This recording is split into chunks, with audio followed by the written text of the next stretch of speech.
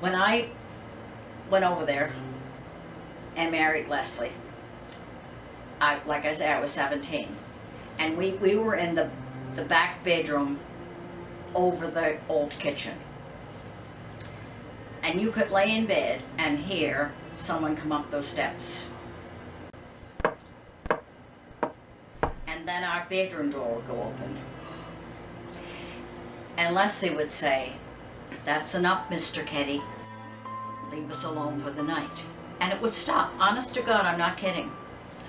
And that went on for years and years that happened. But that's the only feeling that I ever had in the house. And I can say I wasn't afraid, even after Leslie was gone and I was alone in the house for some months. I wasn't afraid to go out and come back into the house. But now Paula has many. I was afraid. Yes. Sometimes. She had I worse. think strange things started happening when I was really young. So my first memory was sleeping in an antique crib. And the mattress was like a standard crib mattress was too short for the crib. So Mom or somebody had put another wedge of foam in at the top to make it the right size. And so I probably was 3 or 4, and I would stick my hand down in between the mattress and that piece of foam. And one night, something grabbed my hand and pulled me through right to my shoulder and held me there. I mean, I know this sounds ridiculous, but you know, as a 3 or 4-year-old, that's what happened. I remember it really clearly because it was really frightening. So after that, you know, I didn't stick my hand down, you know, in that gap anymore. But that was my first experience with something in the house. And then as I got older, I think Susan probably had been born by that time, and we shared that same room that was adjacent to yours. And it was before renovations had been done in Mom and Dad's bedroom. So the slant was there, and there was this little closet built underneath that slant with a little old door. And that's the door that has the girls' names on it. Right. A little sort of rough wooden door with a little black knob. And so at night when I would be laying in bed, sometimes asleep, I would hear a voice calling for me, you know, yoo-hoo, yoo-hoo. And so I'd go over to investigate, and there was this little man that lived in that closet, and he'd open the door and kind of gesture for you, you know, to come over. And I knew instinctively like he had no good plans for me. So I would many times, I remember getting all my stuffed animals and lining them up on your bed. Your bed was on the other wall at that point in time, not on the, you had it that way. Yeah. And I would line all my stuffed animals up and then sleep in that bed because I felt like I had to protect Mom and Dad from that man in the closet. And that happened a number of times when I was a child. And sometimes I would hear, you know, the call and I'd say, "Not tonight, old man." I'm staying in my bed. But yeah, but when Dad renovated and tore out that closet to put in the bathroom, then that stopped. He took that door and put it on a small closet door on the other side of the house. It's still there to this day. The names are still written in the door. Oh, good. So was he short? Is that why? He was stooped, I think. Okay. You know, stooped over and old and hateful looking. Yeah. Weathered. Yeah. So I don't know. And was he like see-through? Like, could you see him, or did he look real? No, people looked fairly solid. Like, you know, enough that you know, would feel it was a person at first glance, certainly. I felt he had nothing, I felt his intentions weren't good towards me. I was fearful of him, the little man in the closet, and didn't feel he had anything positive for me. So I stayed away. And even the way he would beckon for you to kind of come, you know, come closer was really, really, really creepy. I was really relieved. I remember being really relieved when they did the renovations and he didn't come back. I never mentioned any of this until I was an adult, but you told me that Dad also saw But that man, or... No, he saw a woman standing there. Oh, he saw a woman He standing. then saw a woman standing there. Okay. He thought it was me. And he said, I shook my head and realized that it wasn't, because the woman that always appeared was blonde. Right, she was. Or had white hair, I'm not, Yeah. well, so as I got older and I wanted my own bedroom, I asked my grandmother if I could have another bedroom in the house, and she gave me what would have been that last bedroom On that her you would have side. had to go back into all the bedrooms to get to. So I moved into that last bedroom, and then at that point I would have been 12 or 13.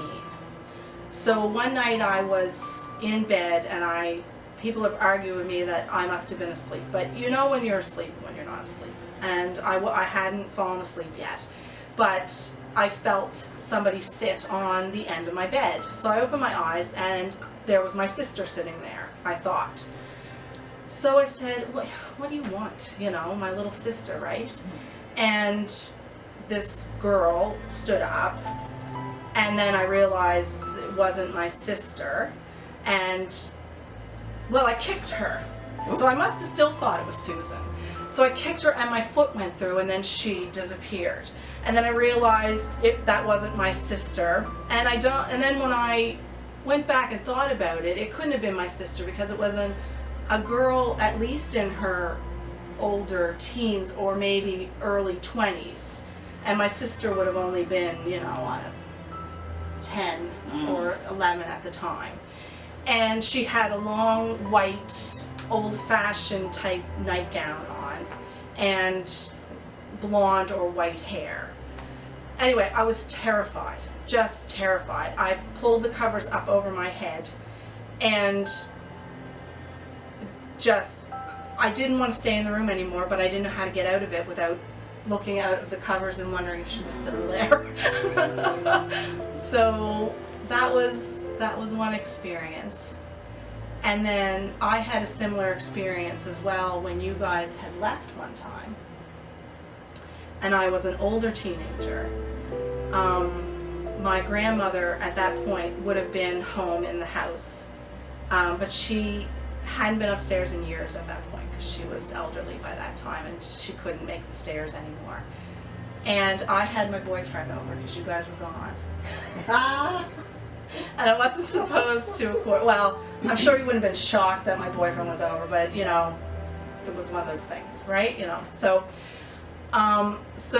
we're in bed, and we hear footsteps coming up the stairway. So no one wants to be caught with their boyfriend in their bedroom with steps coming up the stairway. So we're sitting there literally like this, and the steps come up the stairway and all back the hall, and the door swings open, and there's nobody there.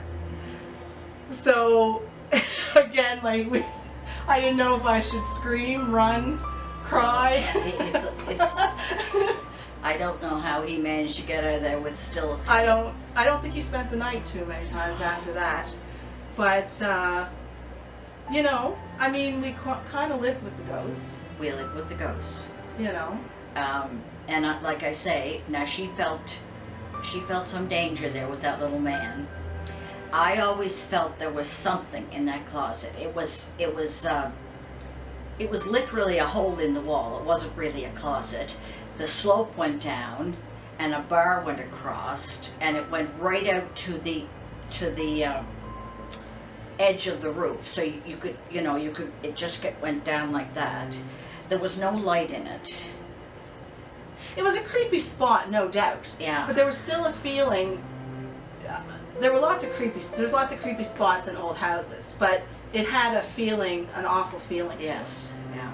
And I mean, I'm a fairly practical person. Like, I don't even know, even though these things have happened to me, I don't know if somebody else told me this, if I believe them. Yeah. But yet, that, Yeah. lots of people have seen things or felt things in that house. So clearly, Yeah. something exists there. I asked my youngest daughter, Susan, who's 40 now, 40-some, if she had any experiences, and she said the only thing that she could remember was having this perfume every once in a while that would come in her bedroom, as if someone had just gone down the hall. Sadie didn't ever say she had any experiences. Her children have had experiences. We've had the blinds go crazy, up and down without anybody being there. The other thing that we always said,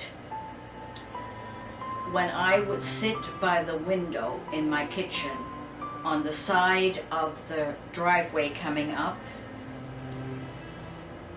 every once in a while you'd see someone walk past that window.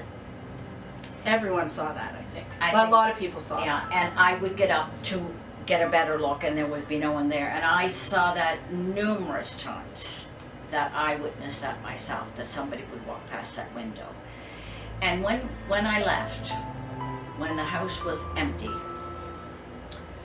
Susan took a psychic there, and they walked through the house. And it was a lady, and she said there was four